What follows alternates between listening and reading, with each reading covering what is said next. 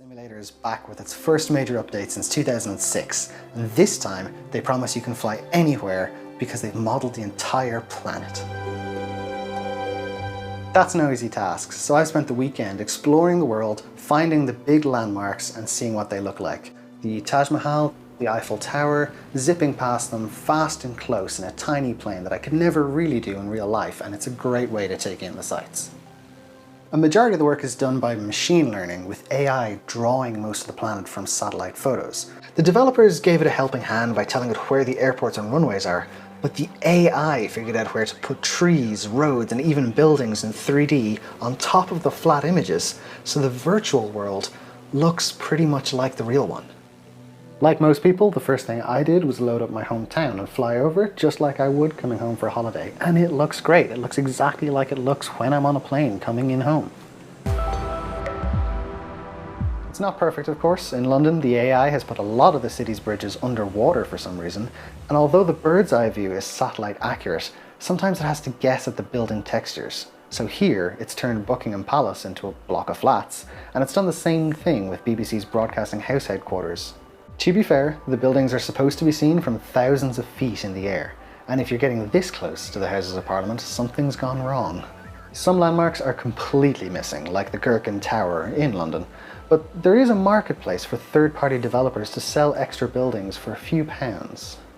Now, Microsoft says you can fly anywhere in the world, so I went looking for some places that you might not be able to get close to in real life. Here I am flying over Pyongyang in North Korea, where they have a detailed model of a stadium, and that's about it. Or I tried Area 51, where friendly air traffic control was much nicer than they would be in real life. This game is an acquired taste. It's not for everyone.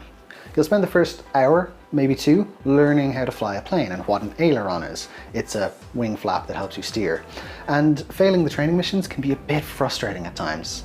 But the first time you successfully land your little two-seater plane without crashing is genuinely rewarding, and it gives you this sense that maybe you could do this in real life.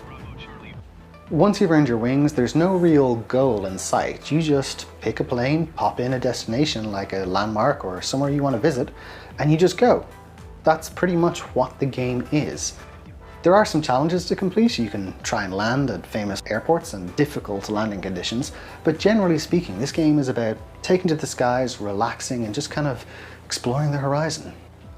Flight simulators can be an expensive hobby. My gaming PC can run most things just fine, but it's struggling with some of the city simulation in this title. The game can run on lower-end hardware, but it won't look as pretty as some of the advertising material would suggest. They're also working on a version for Xbox if you don't have a high-end gaming PC. This game is a whopping download at 100 gigabytes, and that doesn't even include everything. It streams the city data from the internet, from the cloud, and you need a pretty good internet connection to make that happen. But if you have the hardware and a good internet connection, the world is your oyster.